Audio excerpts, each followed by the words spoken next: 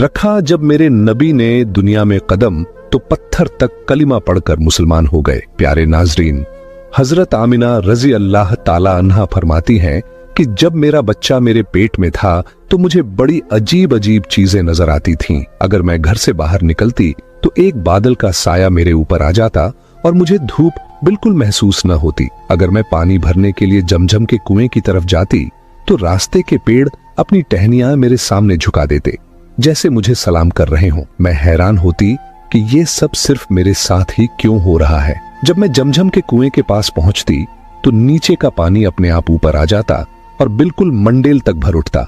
फिर मैं अपने हाथों से ही बाल्टी पकड़कर पानी निकाल लेती। मक्का की औरतें मुझे कुएं के पास रोक लेती और जाने न देती।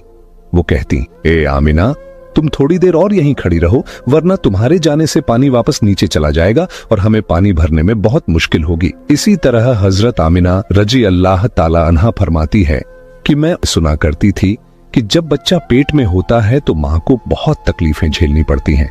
कभी हाथ पांव में दर्द, कभी सर दर्द, कभी उल्टी, कभी बुखार और कभी चिड़चिड़ापन। ये सारी बातें सुनकर मैं सोचती कि अजीब है, मुझे तो पूरे 9 महीनों में कोई तकलीफ नहीं हुई। यहाँ तक कि जब तक मेरा बच्चा पेट में रहा मुझे सर दर्द तक न हुआ। हजरत आमिना को अजीब अजीब ख्वाब भी आते थे। वो फरमाती हैं कि जब मैं रात को सोती तो मुझे ख्वाब आता कि मेरे जिस्म के अंदर से एक नूर निकला है और उसने पूरी दुनिया को रोशन कर दिया है। ये सब देखकर मुझे यकीन हो चुका था कि मेरे पेट में जो बच्चा है वो यकीनन कोई आम इंसान नहीं, पैगंबर हजरत मोहम्मद मुस्तफा सल्लल्लाहु ताला अलैहि वसल्लम जब अपनी मां हजरत आमिना रजी अल्लाह ताला अन्हा के पेट में थे तो एक रोज आपकी दादी ने आपके दादा को इशारे से बुलाया और कहा, क्या आपको मालूम है ये बहू आमिना बहुत महंगा इत्र लगाती है।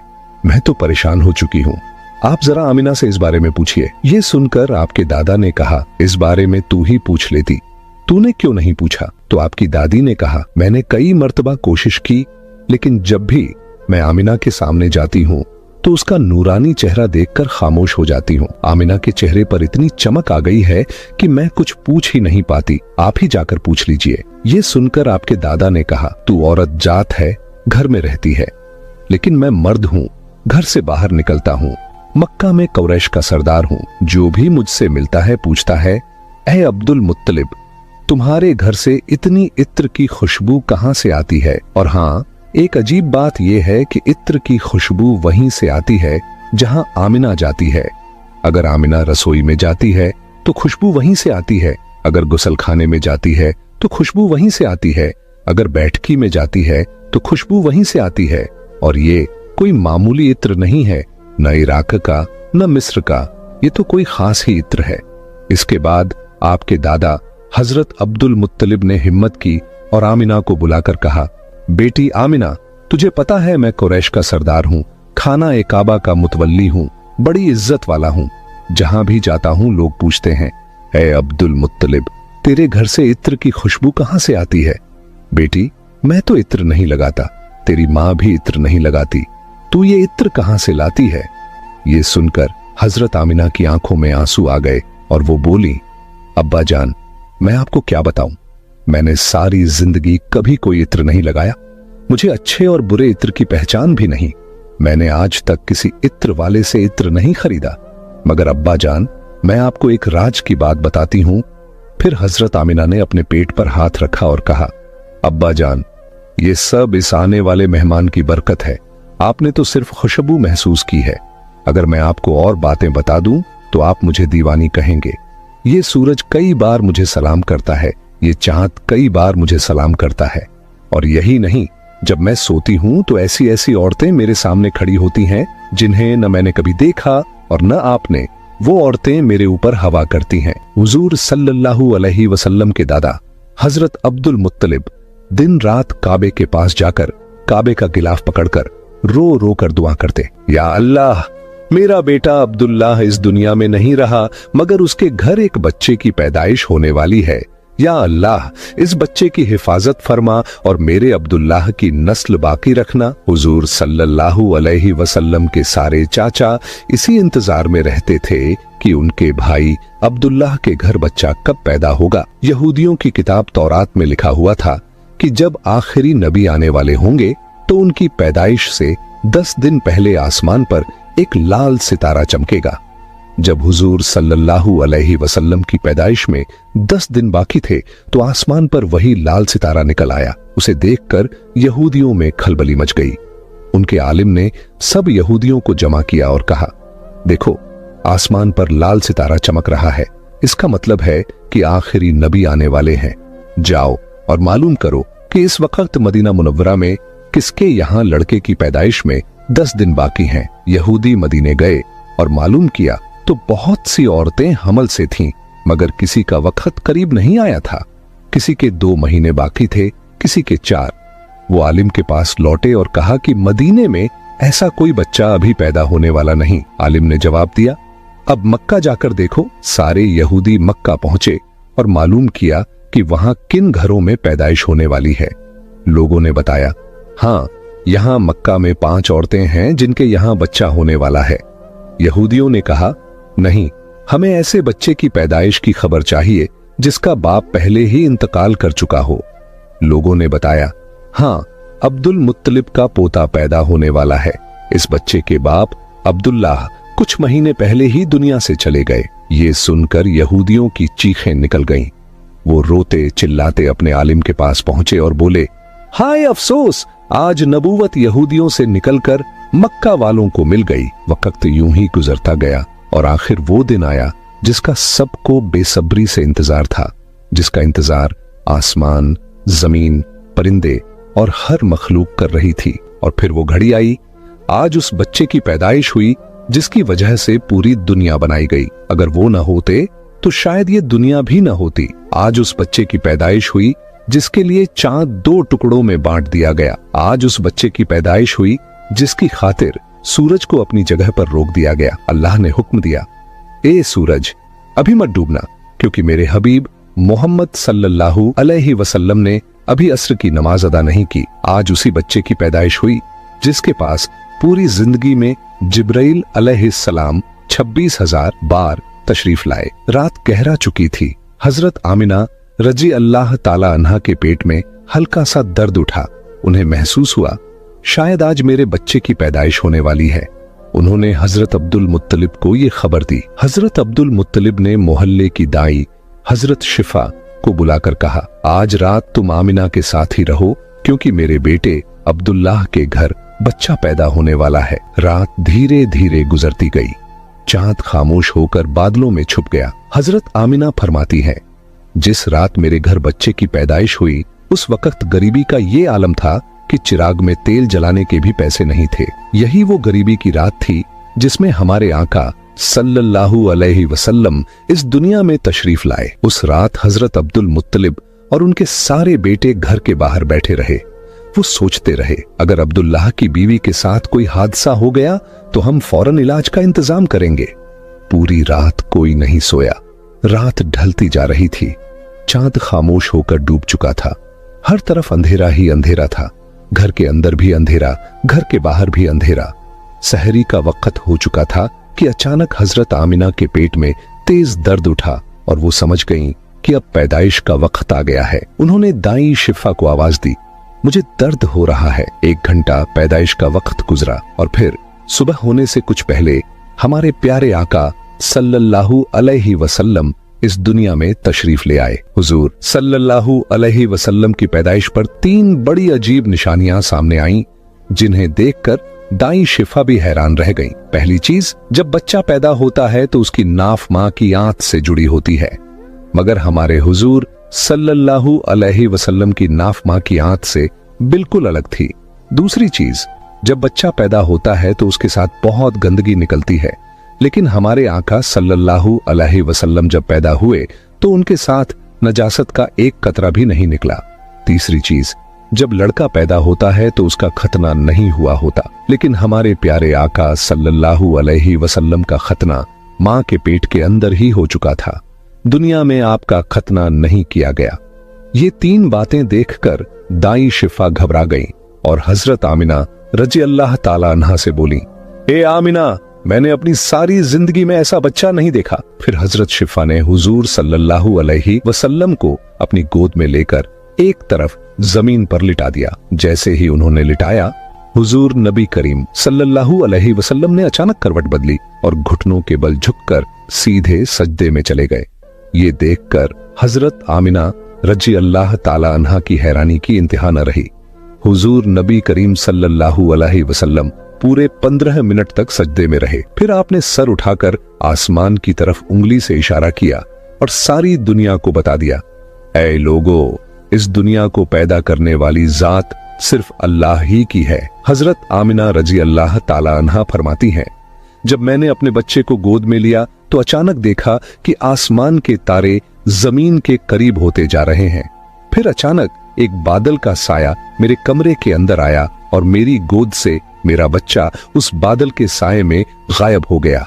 उस बादल के अंदर से एक आवाज आई, ए जिब्राइल अलैहिस्सलाम, इस बच्चे को पूरी दुनिया का चक्कर लगवाओ, इसे सारे नबियों की खूबियां अता करो, इसे यूसुफ की खूबसूरती दो, अय्यूब का सब्र दो, इब्राहिम की दोस्ती दो और दाऊद की मीठी जुबान दो। हजरत आमिना रजी अल्लाह ताला अन्हा फरमाती हैं, थोड़ी देर बाद वो बादल का साया हट गया और मैंने देखा कि मेरा बच्चा फिर मेरी गोद में लेटा हुआ था। सुबह होने ही वाली थी कि दाई शिफा बाहर निकलकर हुजूर सल्लल्लाहु अलैहि वसल्लम के दादा हजरत अब्दुल मुत्तलिब को खुशखबरी देने पहुंची।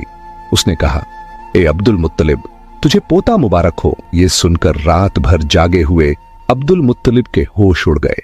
वो इस कदर हैरान थे कि आमिना के घर इतना खूबसूरत बच्चा पैदा हुआ है। सारे चाचा भी अपने भतीजे को देखकर बेहद खुश हुए।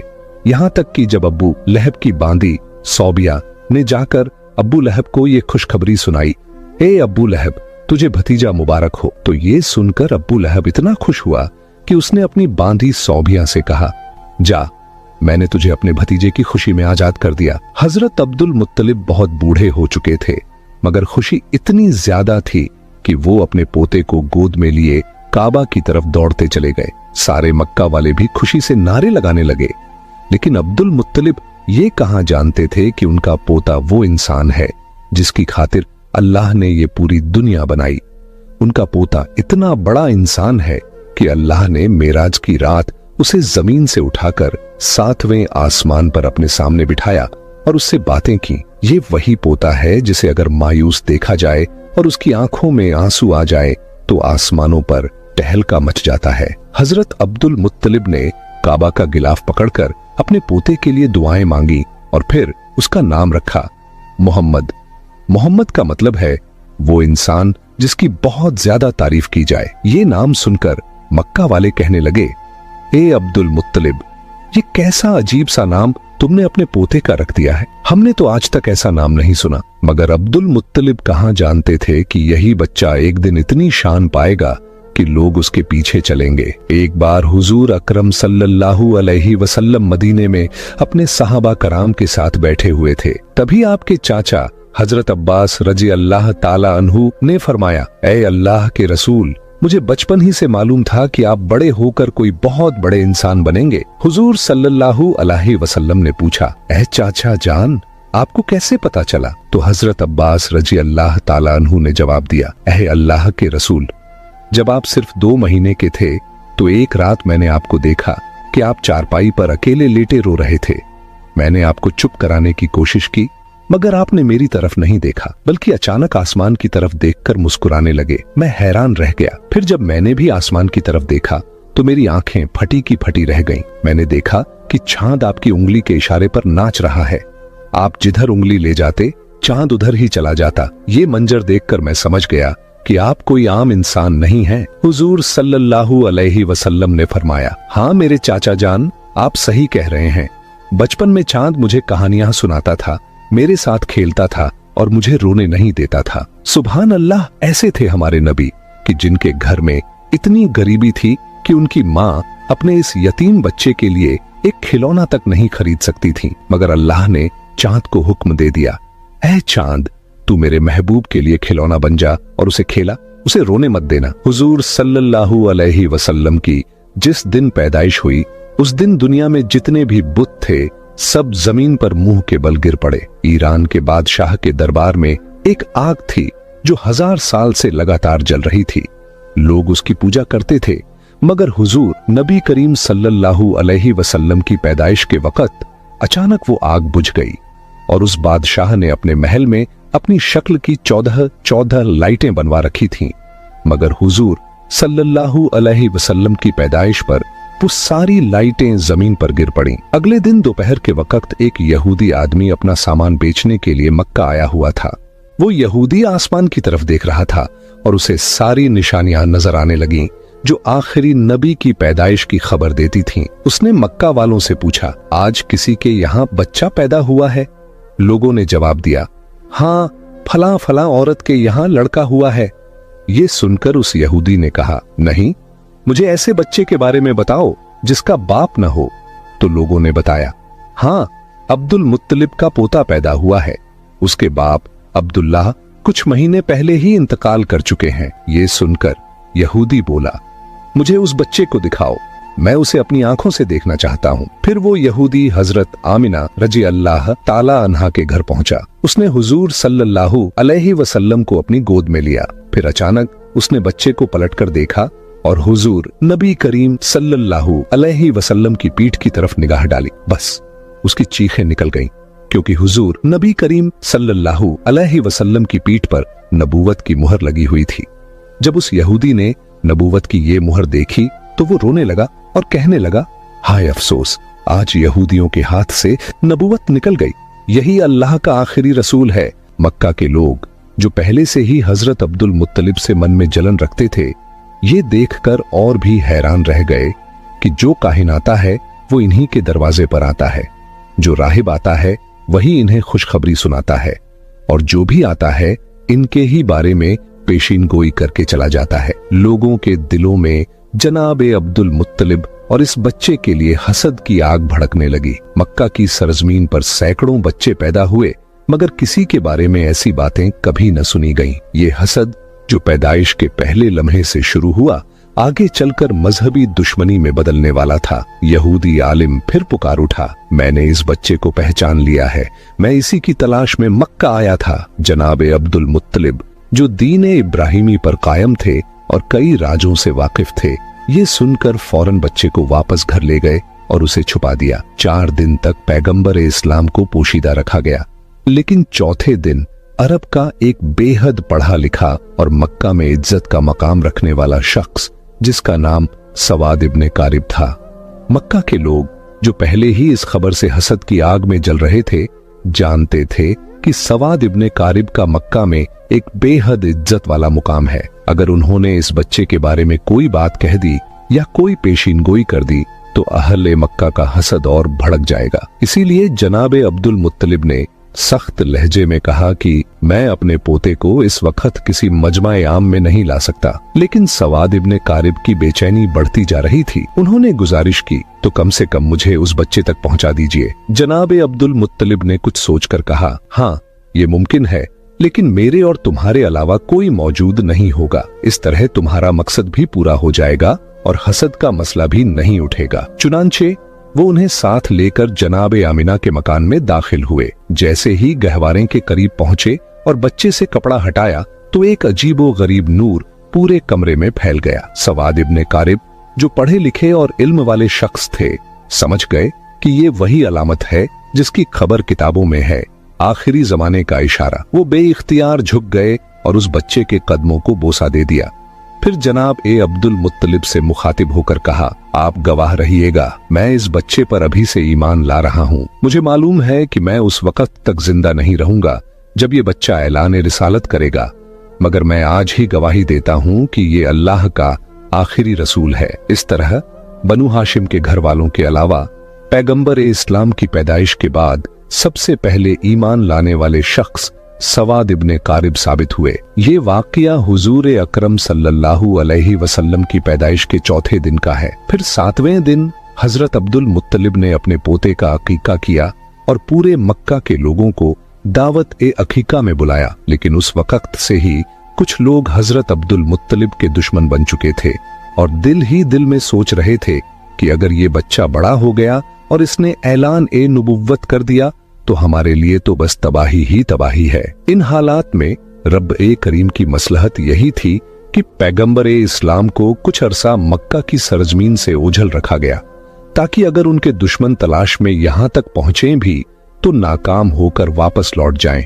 मगर दूसरी तरफ दुश्मनों का गिरोह लगातार हुजूर अकरम की तलाश में लगा हुआ था। हजरत अब्दुल मुत्तलिब, जो दीन इब्राहिमी पर कायम थे और अपने वालिद जनाब हाशिम से कुछ ऐसे राज नबूवत भी हासिल कर चुके थे, उनमें से एक ये भी था कि इस बच्चे के दुश्मन बहुत ज्यादा होंगे, इसीलिए उन्हें हर हाल में इस बच्चे की हिफाजत करनी थी। यही वजह थी कि हजरत अब्दुल मुत्तलिब पैगंबर इस्लाम को मक्का से किसी और जगह मुंतकिल करना चाहते थे, खास तौर पर जब उन्हें मालूम हुआ कि अक्सर यहूदियों के काफिले मक्का आकर हालात का जायजा लेकर चले जाते हैं। अब सवाल उठता है कि ये यहूदी बार बार क्यों आ रहे थे? तो इसका जवाब ये है कि बहुत अरसा पहले से ही यहूदी पैगंबर इस्लाम की विलादत को रोकने की फिक्र में थे। अब्दे मुनाफ पर हमला हुआ, जनाब हाशिम पर हमला हुआ, जनाब अब्दुल मुत्तलिब पर हमला हुआ और यहां तक कि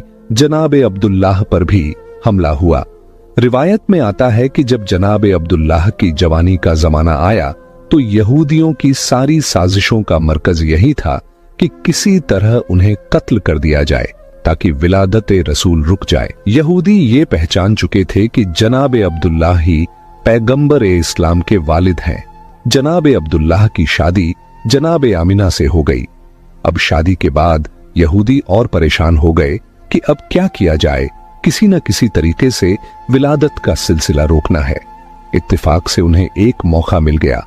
जनाब अब्दुल्लाह किसी काम के सिलसिले में मदीना गए और मदीना यहूदियों का गढ़ था। रिवायत के मुताबिक मदीना में जनाब अब्दुल्लाह पर हमला किया गया और जहर देकर उन्हें शहीद कर दिया गया। अब यहूदियों को एक इत्मीनान तो हो गया कि पैगंबर इस्लाम के वालिद तो शहीद हो चुके हैं, बस एक बात की तस्दीक करना बाकी थी कि पहले ये पक्का कर लिया जाए कि जनाब अब्दुल्लाह के यहां कोई औलाद है या नहीं। अगर मालूम हो जाए कि वो बे औलाद थे तो चैन की सांस लेकर अपने घर लौट जाए, लेकिन अगर पता चले कि उनके यहां कोई औलाद है तो फिर उसके कत्ल का इंतजाम किया जाए। यही सोचकर यहूदियों का एक गिरोह खास इसी काम के लिए मदीना से मक्का आया। वहां आकर उन्होंने छानबीन की और जब उन्हें ये पता चला कि जनाब अब्दुल्लाह का इंतकाल हो चुका है और उनके यहाँ कोई औलाद नहीं थी तो उन्होंने इत्मीनान का लंबा सांस लिया। फिर बड़े आराम से मदीना लौट गए। मदीने पहुंचकर मदीना से लेकर शाम तक जहां जहां यहूदी फैले हुए थे सबको ये खुशखबरी सुना दी, मुबारक हो, हमारे लिए जो खतरा था वो टल गया है। ये खबर पूरी दुनिया यहूद में फैला दी गई। मदीना से लेकर शाम तक जश्न मनाया गया और यहूदी बड़े मुतमिन हो गए। मगर उन्होंने एक बुनियादी गलती कर दी। ये तो मालूम कर लिया कि जनाब अब्दुल्लाह के इंतकाल के वक्त उनके यहाँ कोई बच्चा मौजूद नहीं था, लेकिन ये सोचना ही भूल गए कि कहीं जनाब आमिना हमला तो नहीं है और कुछ महीनों बाद बच्चा पैदा हो सकता है। इस तरफ उनका ध्यान गया ही नहीं। लिहाजा इत्मीनान से अपने घर लौट गए कि जनाब अब्दुल्लाह के यहाँ कोई औलाद नहीं है। लेकिन जब 12 रबीउल अव्वल को अजीब व गरीब वाकयात पेश आए तो आम लोगों को तो इसकी पूरी खबर न थी, मगर यहूदी उल्मा परेशान हो गए क्योंकि उन्होंने अपनी किताबों में पढ़ा था कि ये सारे वाकयात उसी जमाने में होंगे जब आखिरी रसूल की विलादत होगी। अब वो हैरान थे, ये कैसे हो गया, आखिरी रसूल कैसे पैदा हो गए, जबकि हम तो पूरे यकीन के साथ उनके वालिद को कत्ल कर चुके हैं और ये भी हम जान चुके थे कि उनके यहाँ कोई औलाद नहीं थी। तो फिर ये रसूल कहां से आ गए? उनकी किताब में तो साफ लिखा था कि आखिरी रसूल अब्दुल्लाह के यहाँ पैदा होंगे और उनके साथ अजीब व गरीब निशानियां वाक़े होंगी। अब वो उलझन और हैरत में डूब गए। अब्दुल्लाह के यहाँ तो रसूल पैदा नहीं हुए और अगर किसी और के यहाँ पैदा हुए हैं तो ये हमारी किताब के बिल्कुल बरक्स है। फौरन एक गिरोह तैयार किया गया ताकि मक्का जाकर तहकीक की जाए। जब ये लोग मक्का पहुंचे तो उस वक्त पैगंबर इस्लाम को मक्का से हजरत हलीमा सादिया के मकान में मुंतकिल किया जा चुका था और उनकी पैदाइश को 2 महीने गुजर चुके थे। अब ये यहूदी परेशान होकर तलाश करने लगे कि कौन सा बच्चा ऐसा है जो 2 माह पहले पैदा हुआ हो, मगर कोई भी बच्चा नजर नहीं आ रहा था। किसी से पूछना भी मुमकिन नहीं था क्योंकि मक्का में ये यहूदी 2 बार पहले साजिश कर चुके थे। एक बार जनाब अब्दुल्लाह पर हमला और उसके बाद जनाब आमिना के बारे में तहकीक। इसलिए अब मक्का वाले होशियार हो चुके थे, खास तौर पर बनु हाशिम का खानदान जो इन पर सख्त नजर रखे हुए था। यहूदियों का कोई गिरोह किसी से खुलकर सवाल नहीं कर सकता था, बस एक एक घर पर नजर रखते, मगर कोई 2 महीने का बच्चा कहीं नजर नहीं आता। नाकाम होकर वापस लौट जाते, फिर कभी आते कभी जाते और बार बार तहकीक करते, मगर हर बार नाकाम रहते, क्योंकि उस वक्त पैगंबर इस्लाम मक्का से बाहर थे। फिर जब नबी करीम 6 साल की उम्र में मक्का वापस आए, उस वक्त यहूदियों का एक गिरोह मक्का में मौजूद था। जब नबी करीम की उम्र 7 साल हुई तो एक दिन उसी गिरोह की नजर आप पर पड़ गई। जैसे ही उनकी नजर इस मासूम बच्चे पर पड़ी, वो हैरत से दंग रह गए। इस बच्चे का चलने का अंदाज, बोलने का लहजा बिल्कुल वही था जैसा कि तौरात में आखिरी नबी की सिफात के तौर पर लिखा गया था। और सबसे हैरत अंगेज बात यह थी कि इस बच्चे के सर पर हमेशा एक बादल का टुकड़ा साया फग्न रहता था। यहूदी आलिम ने बातचीत शुरू की और तौरात की किताब के मुताबिक कहा, आखिरी नबी की उम्र इस वक्त 7 साल होनी चाहिए।